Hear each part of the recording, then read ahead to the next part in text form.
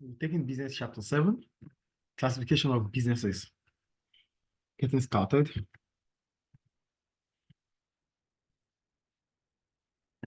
So again, say businesses operate in different sectors. In developed countries such as the US and Germany, most businesses provide services. They may be fitness centers, insurance brokers, and retailers, or provide services for businesses such as markets, research, or IT support. In some countries such as China, there are large numbers of manufacturers. Finally, in less developed countries, many businesses will concentrate on producing agricultural goods. Now, let's look at the business below. We have rail transport in India, growing crops in Africa, food processing, app designed for smartphones. We have a question immediately. So which of the business shown on the previous page are concerned with agriculture? So for agriculture, we have growing crops in Africa. That's for agriculture. Growing crops in Africa, that's agriculture. Then we have for manufacturing, food processing is manufacturing. Food processing is manufacturing. And that's about that. And the last one is services. For services, we have rail transport. Transportation is service. And we have app design, which is for smartphones. That's technology. It's also service.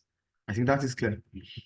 Question 2, it said, which of these businesses are most likely to employ large numbers of people in developing nations? We're talking about developing nations. We're talking about countries that are still under the process of becoming industrialized. So in developing economies, they are mostly relying on primary sector. So that means they have more employment in the primary sector.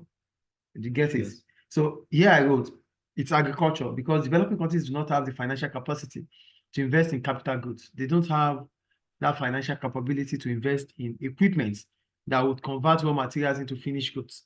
So mostly all developing economies, they rely on the primary sector of the economy. I think that is clear. Yes. So we go on to the primary sector now. Why do we call it primary sector? We call it the primary sector because it involves extraction of raw materials from earth. So extraction of raw materials like oil, plantation, all these things, that anything that is natural, that it involves extraction of natural resources, it is in the primary sector. I get that. Examples there, agriculture, farming is agriculture, fishing, you know fishing, right? Yes. Forestry, planting forests to provide wood. The mining and quarrying, mining of oil, diamonds, and that's in the primary sector. I think it's clear. Yes. So that takes us to the secondary sector. For the secondary sector, we're talking about the sector that converts raw materials into finished products. That is the secondary sector. It converts raw material into finished products. So examples of secondary sector, we have car production, we have metal working, we have food processing, we have baking, we have engineering, construction. They are all in the secondary sector because they make use of converted raw materials to finished goods. I think that is clear. Mm-hmm. So that takes us to the tertiary sector. For the tertiary sector, it involves provision of services. That's the tertiary sector, provision of services. So examples of services, we have the commercial service. For commercial service, we're talking about employment agencies like businesses that employ people. We have financial services like banking. We have household services like plumbing, decoration. They are services too. Leisure services like TV stations, television, or tourism. Then we have professional services like accountants, teachers, lawyers. They are professional services. Then we have transport. For transport, we're talking about train, railway, and the rest. I think it's clear. Yes. Then we have a case study here. So for the case study, we'll go to the case study, agricultural employment. The largest olive growing region in the world is Andalusia, southern Spain. Many of the growers in this region are owned and run by small family businesses. The Casillas family grew olives on their farm near Cordoba. Each year they sell their harvests to a local business, which processes the olives into oil, much of which is exported. Harvest time between November and March is a very busy time for the family. They usually employ about 15 villagers to help out. However, Marco Casillas has recently thought about investing in some harvesting machinery to reduce labor costs and remain competitive. That's the case study. So we'll go for that. So they said, what is the first question says, what is the difference between primary and secondary sectors? Use the examples from this case study. So the difference between primary and secondary sector, the primary sector activities include extracting of raw materials, right?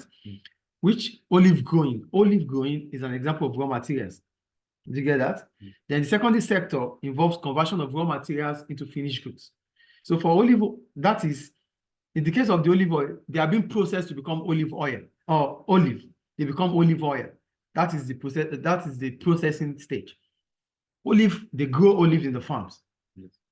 When it's germinated, when it's matured, they take it to the processing plants to make it olive oil. So the primary sector is olive growing, and the secondary sector is olive oil. I think it's clear. Good. So go to question 2.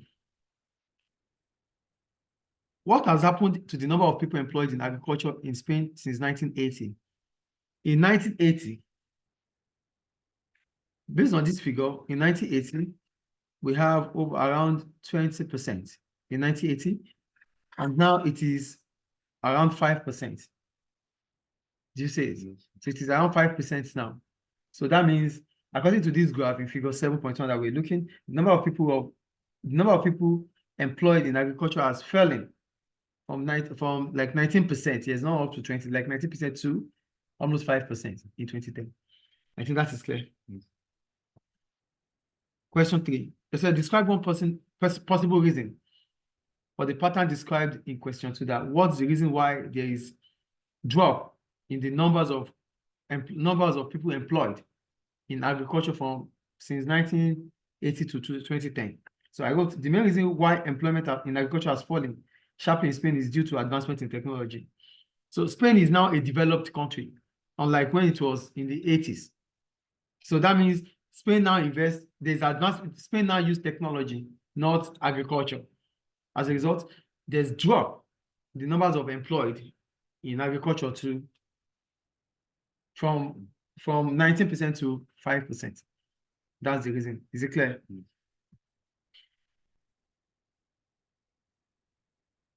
So we'll go on to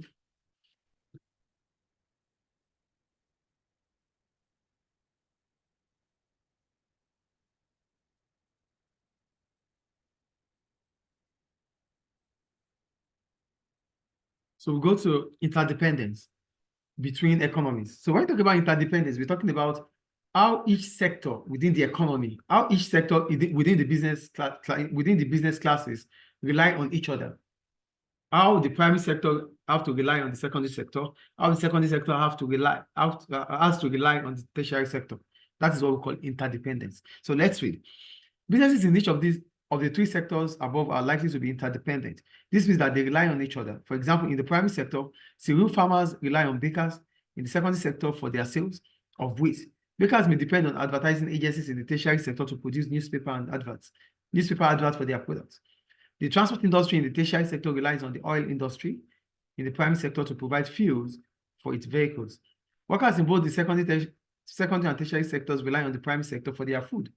In modern developed economies, this interdependence is huge. So there's interdependence between the economy, or between the sector economies, because each one cannot solely do what it has to do.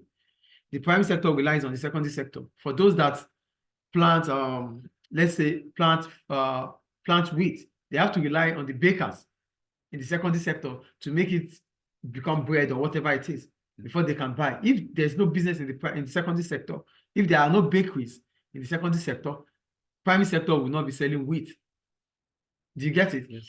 The secondary sector, the bakery might rely on the tertiary sector for advertisement, TV stations for advertisement. So those that are working in the secondary sector and those that are working in the tertiary sector relies on the primary sector for their food. So that means there's interdependence within the 3 sectors of the economy. Is it clear? So we'll go to changes in sectors. The number of people employed. Yeah, sure. This implies that the number of people employed in each sector doesn't stay the same over time. So when talking about changes in sectors, it means the numbers of people that are engaged in each sector do not remain the same for a very long period of time. The percentage will change. So as soon as the economy becomes more developed, the percentage from the primary sector starts falling to the secondary, from secondary sector start falling to the tertiary sector. But we have to put in mind that in the tertiary sector, that is where a developed economy is being defined, because in that sector they employ more workers in the tertiary sector. So any economy that has its largest proportion of employment in the tertiary sector will be considered as a developed economy. Is it clear? All right. So that takes us to the industrialization. But before we go into the industrialization, first I will have to explain what industrialization is. It's not here, but I will tell you. There's what we call industrialization before deindustrialization. So what is industrialization? Industrialization is the process through which or whereby a non-industrialized economy becomes industrialized. That means an economy that is full of primary sector becomes manufacturing sector. That is what we call industrialization. So they start manufacturing. That is what we call industrialization. Is it clear? So industrialization is what? The process, the process of changing from non-industrialized economy to become industrial.